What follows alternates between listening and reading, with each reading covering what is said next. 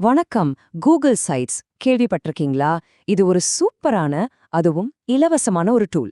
இத வச்சு உங்களுக்கென ஒரு ப்ரொஃபஷனல் போர்ட்ஃபோலியோவை எப்படி உருவாக்குறதுன்னு ஸ்டெப் பை ஸ்டெப்பா இந்த விளக்கத்துல பார்க்கலாம். நீங்க ஒரு ஸ்டூடெண்டா இருக்கலாம், இல்ல ஒரு டீச்சரா இருக்கலாம். யாருக்கெல்லாம் தங்களோட திறமைய வெளி உலகத்துக்கு காட்டணும்னு ஒரு ஆசை இருக்கோ அவங்களுக்கானதுதான் இது. ஒரு நல்ல போர்ட்ஃபோலியோ உங்க அடுத்த கட்ட வளர்ச்சிக்கான ஒரு திறவுகோல் மாதிரி. சரி, நாம என்னென்னலாம் பார்க்க போறோம்னு ஒரு சின்ன ஓவர்வியூ. எந்த 5 எளிய படிகளை பின்பற்றி உங்களுக்கென ஒரு தொழில்முறை இணையதளத்தை நாமளே உருவாக்க போறோம். வாங்க ஆரம்பிக்கலாம். சரி, முதல் விஷயத்துக்கு வருவோம். ஒரு டிஜிட்டல் போர்ட்ஃபோலியோனா முதல்ல என்ன? அது ஏன் இப்போ இவ்ளோ முக்கியம்னு நாம முதல்ல புரிஞ்சுக்கலாம். உங்க போர்ட்ஃபோலியோங்கிறது வெறும் ஒரு ரெஸ்யூமே கிடையாதுங்க. சொல்லப்போனா அது உங்களுக்கான ஒரு ஆன்லைன் ஆர்ட் கேலரி மாதிரி. நீங்க செஞ்ச வேலை, உங்க திறமை, உங்க சாதனைகள் எல்லாத்தையும் இதுல அழகா காட்சிப்படுத்தலாம். இதுதான் உங்கள மத்தவங்கள்லேருந்து தனிச்சு காட்டும். நீங்க ஒரு ஸ்டூடெண்டா இருந்தீங்கன்னா உங்க காலேஜ் ப்ராஜெக்ட்ஸ்லாம் காட்டி ஒரு நல்ல இன்டர்ன்ஷிப் இல்ல வேலையை ஈஸியா பிடிக்கலாம். ஒருவேளை நீங்க டீச்சரா இருந்தீங்கன்னா உங்க ஸ்டடி மெட்டீரியல்ஸை ஷேர் பண்ண, உங்க ப்ரொஃபஷனல் டெவலப்மெண்ட்டை ட்ராக் பண்ண இது ஒரு அருமையான இடம். ஓகே, அடுத்தது தயாரிப்பு.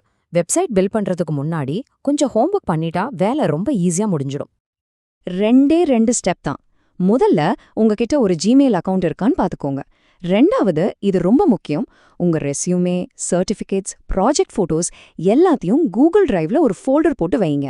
ஏன் சொல்றேன்னா, அப்பதான் உங்க வெப்சைட்ல இதெல்லாம் சேர்க்கறது ரொம்ப ரொம்ப சுலபம். சரி, இப்போதான் அசல் மேட்டருக்கே வர்றோம். நம்ம வெப்சைட்டை உருவாக்க ஆரம்பிக்கலாம். பார்க்க தான் பெருசா தெரியும், ஆனா இது நீங்க நினைக்கிறத விட ரொம்பவே சிம்பிள். ஃபர்ஸ்ட் ஸ்டெப் ரொம்ப சிம்பிள். sites.google.comக்கு போங்க.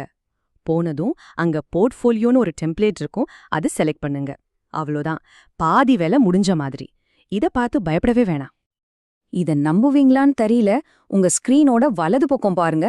இன்சர்ட், பேஜஸ், தீம்ஸ்னு 3 ஆப்ஷன் தான் இருக்கும். இத வச்சே நாம ஒரு முழுமையான ப்ரொஃபஷனல் வெப்சைட்டை உருவாக்க போறோம். வேற எதுவுமே தேவையில்ல. பேஜஸ் டேபை கிளிக் பண்ணுங்க. அங்க இருக்கிற பிளஸ் சிம்பிளை அழுத்தி உங்களுக்கு தேவையான பக்கங்களை உருவாக்கிக்கோங்க. உதாரணமா about me, resume, projects, contact மாதிரி முக்கியமான பக்கங்களை உருவாக்குனா உங்க வெப்சைட்டை பார்க்க வர்றவங்களுக்கு ரொம்ப எளிமையா இருக்கும். ஓகே, இப்போ நம்ம வெப்சைட்டோட எலும்புக்கூடு ரெடி. இனிமேதான் அதுக்கு உயிர் கொடுக்க போறோம். நம்மளோட கண்டென்ட்டை எப்படி உள்ள சேர்க்கறதுன்னு பார்க்கலாம் வாங்க. இந்த டூல்ஸ்லாம் தான் உங்க போர்ட்ஃபோலியோவை அடுத்த லெவலுக்கு கொண்டு போகும். உதாரணத்துக்கு லேஅவுட்ஸ் யூஸ் பண்ணி உங்க ப்ராஜெக்ட் ஃபோட்டோவையும் அதை பத்தின விளக்கத்தையும் அழகா பக்கத்துல காட்டலாம். இமேஜ் கேரசல் ஆப்ஷனை வச்சு பல படங்களை ஒரே இடத்துல ஸ்லைட் ஷோ மாதிரி காட்டலாம். பார்க்க ரொம்ப ப்ரொஃபஷனலா இருக்கும். அவ்வளோதான், கிட்டத்தட்ட முடிச்சிட்டோம். இப்போ ரொம்பவே எக்ஸைட்டிங்கான ஒரு பகுதிக்கு வந்திருக்கோம். நம்ம வெப்சைட்டை எப்படி பப்ளிஷ் பண்ணி உலகமே பார்க்க வைக்கிறதுன்னு பார்க்கலாம். அதுக்கு முன்னாடி சில விஷயங்களை செக் பண்ணிடலாம்.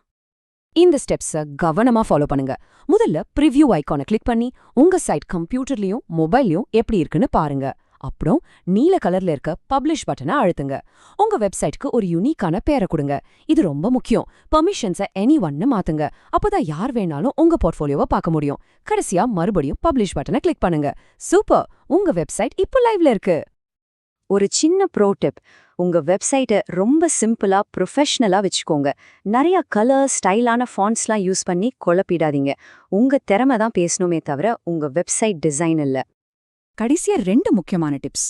1, உங்க சைட் மொபைல்ல எப்படி இருக்குன்னு கண்டிப்பா செக் பண்ணுங்க, ஏன்னா நிறைய பேர் ஃபோன்ல தான் பார்ப்பாங்க. 2வது, உங்க போர்ட்ஃபோலியோவை ஒரு செடி மாதிரி நினைச்சுக்கோங்க. அப்பப்போ அப்டேட் பண்ணி தண்ணி ஊத்திட்டே இருக்கணும். நீங்க கத்துக்கிற புது விஷயங்கள், முடிக்கிற புது ப்ராஜெக்ட்ஸ் எல்லாத்தையும் அதுல சேர்த்துட்டே வாங்க. அவ்வளோதான், உங்களுக்கான டிஜிட்டல் அடையாளம் இப்போ தயார். ஆனா இது ஒரு ஆரம்பம் மட்டும்தான். இந்த பவர்ஃபுல்லான போர்ட்ஃபோலியோவை வச்சு அடுத்து என்ன பண்ண போறீங்க? உங்க அடுத்த சாதனைய உலகத்துக்கு காட்ட தயாரா? உங்க பயணம் இப்போதான் தொடங்குது.